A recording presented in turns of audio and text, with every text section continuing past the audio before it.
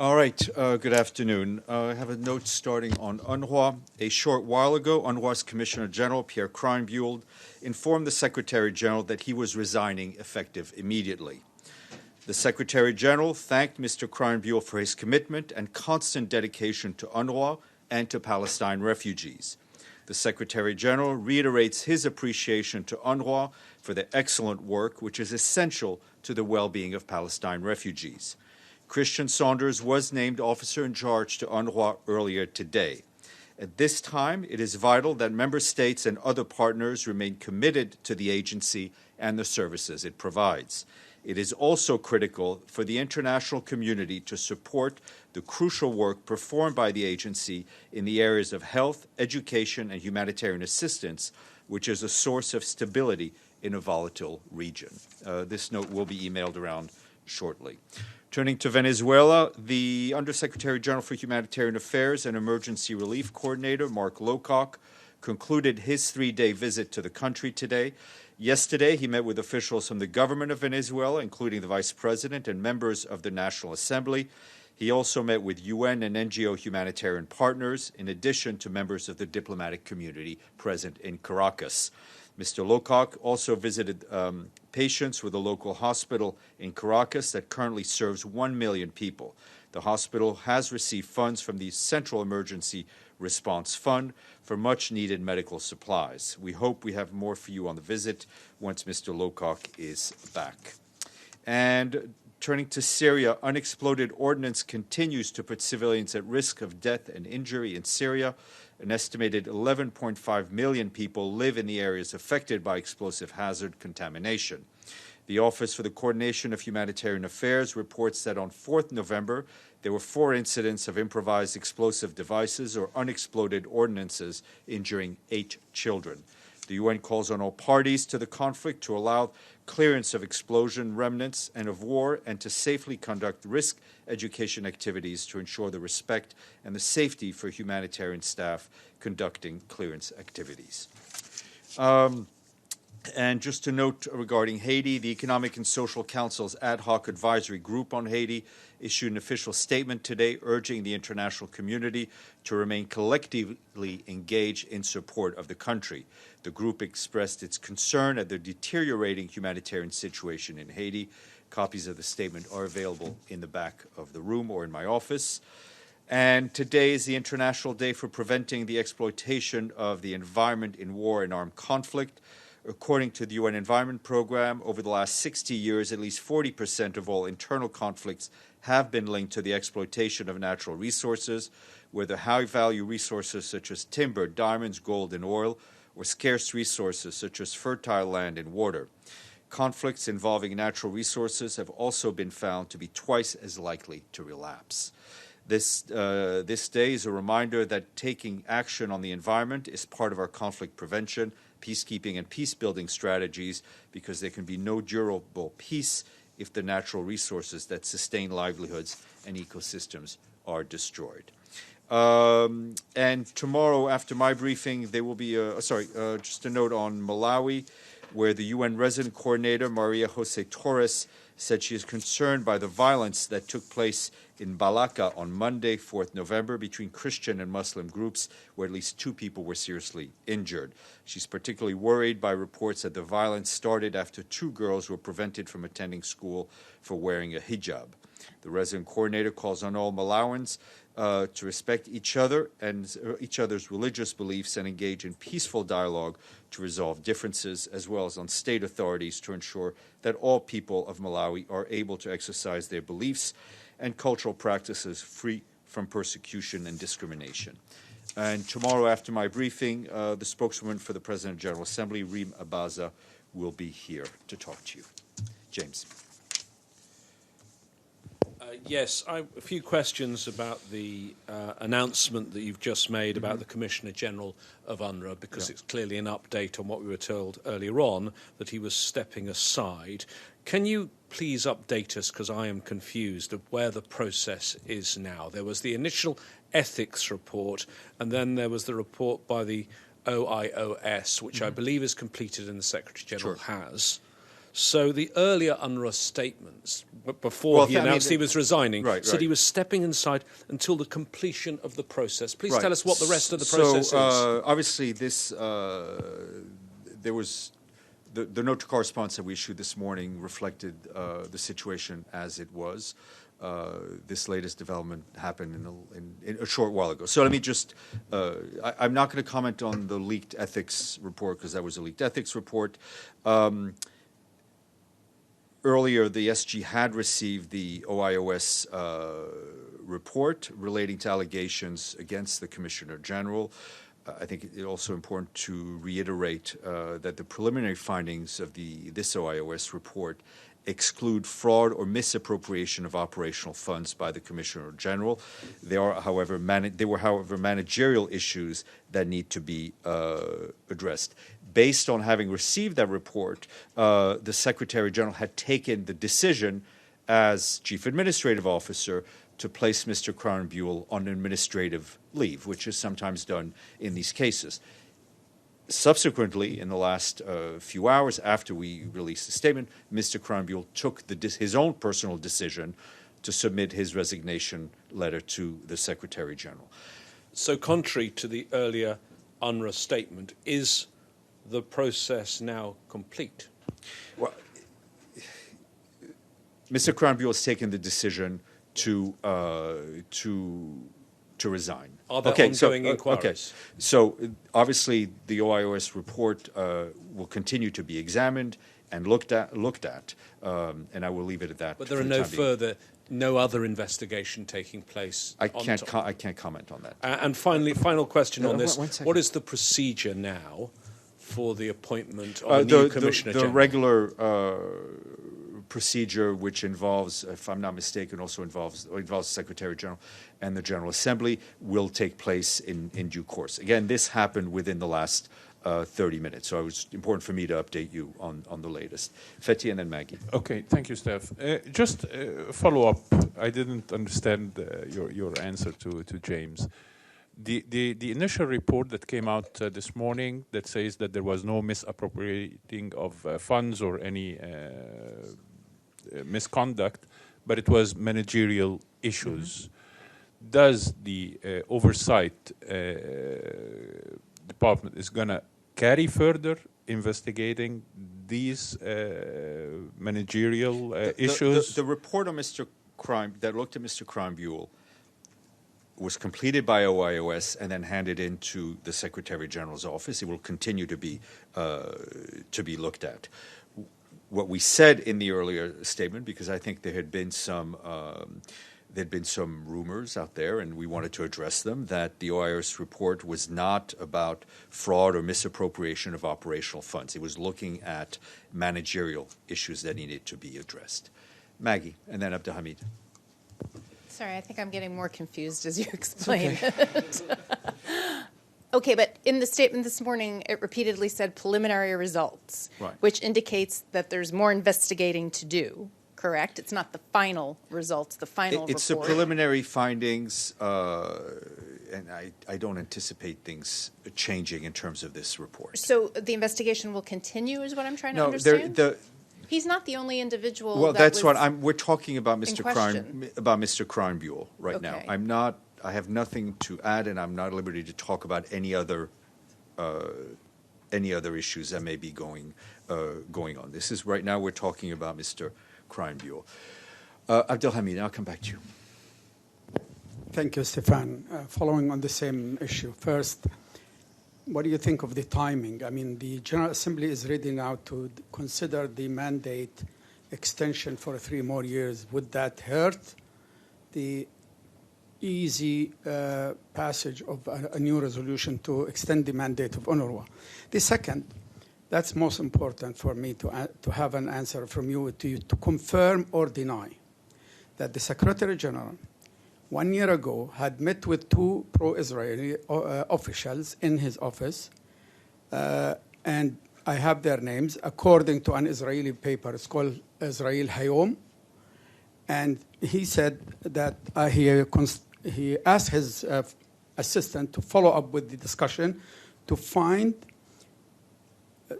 new ways and means to change the work of the UNRWA. And David Yedin and Abraham Kober had met with the Secretary General to find ways to get away with UNRWA and change it and make it part of UNHCR office. Do you deny? I have no. I don't really understand what pro-Israeli officials, what that term means. I have. Second of all,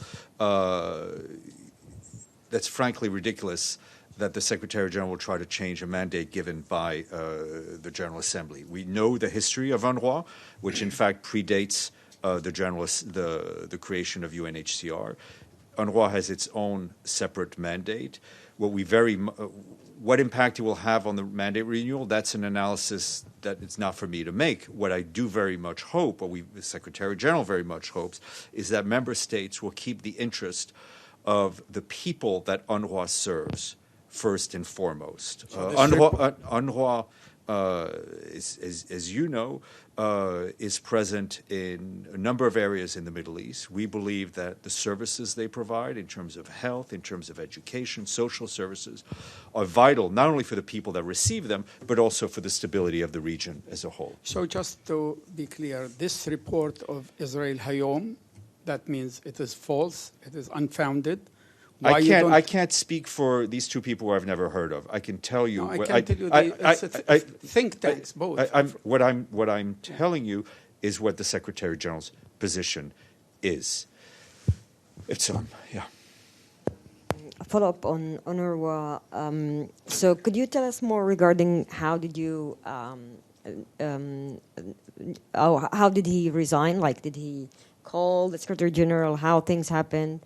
And more about the reasons, whether he gave also, beside the what you read, why is he resigning, whether he feels... I can't, it's not for me to go to speak for him and go into the details. He sent a letter to the Secretary General late this morning. Okay, I have a follow-up on the same country, but a different subject, or maybe related. Do you have any comments regarding the Supreme Court, Israeli Supreme Court decision on November 5th to uphold the Israeli government authority to deport Omar Shaker, the Israel and Palestine director of Human Rights Watch? Look, I haven't seen the details of the ruling. As a matter of principle, we very much support the work that human rights organizations do throughout the world. Yeah, no, but you are familiar with the case. This is not new. I understand, but that's what I will say at this point. Yep. Thank you. It's another Unruh question. Does the resignation of Cracken Bowl and the questions of transparency and accountability that it has raised about the way that UNRWA operates, combined with concerns raised by major countries, the United States, and other donors to UNRWA, does all of this add together so that, in the SG's opinion, perhaps it's time to take a look at how the agency operates and reevaluate? Look, a couple of things. I think when we announced Mr. Saunders' dispatch to UNRWA in August, I believe it was around August 1st, he was sent with the task of implementing management plan to strengthen the agency, particularly in the areas of oversight and accountability.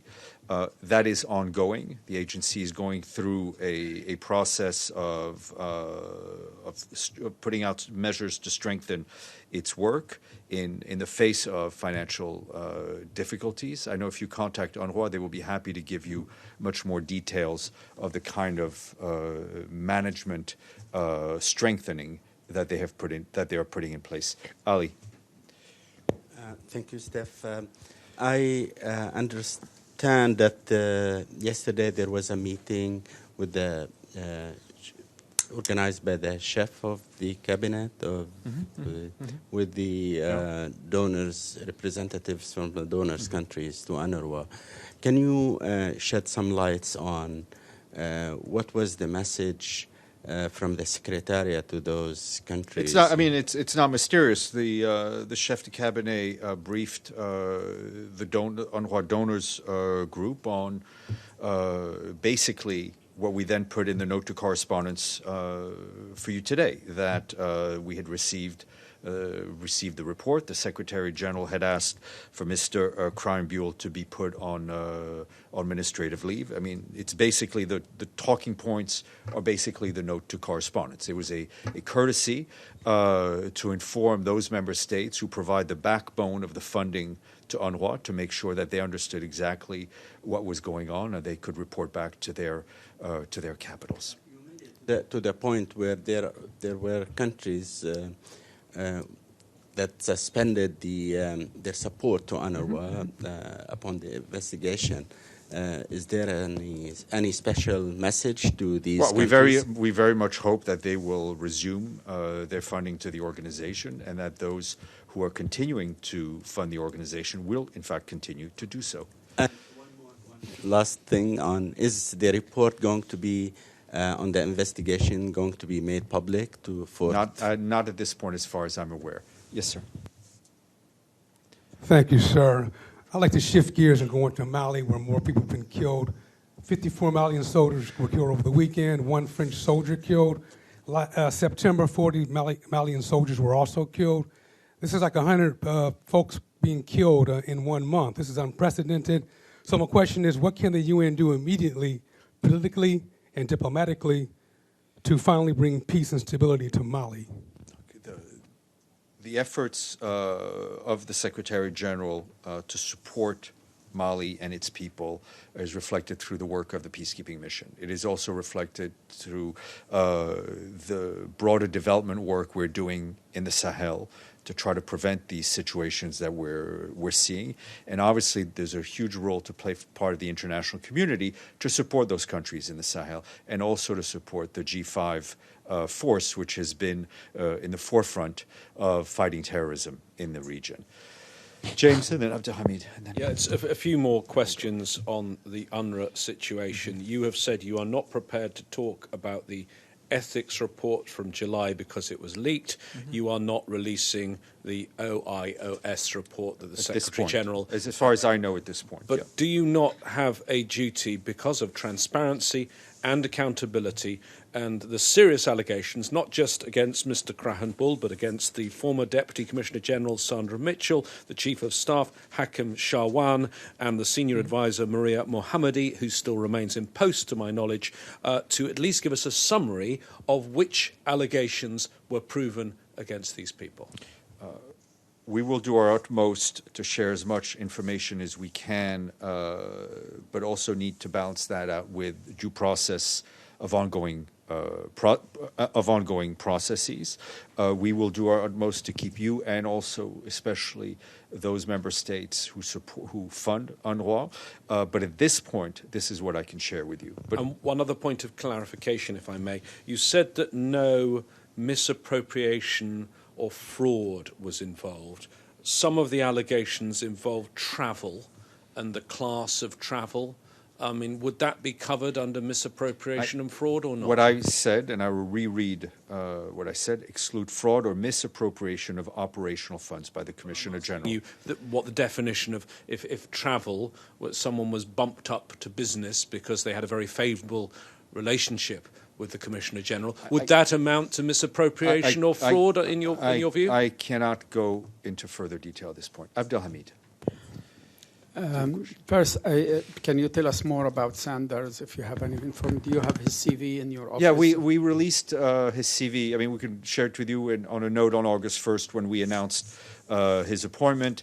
He's had and continues to have a long, distinguished career in the UN, notably serving the Department of Management, running the plant here. But if I recall properly, he's British, and if I recall properly, he's not only married with 3 children, he also started his career at UNRWA.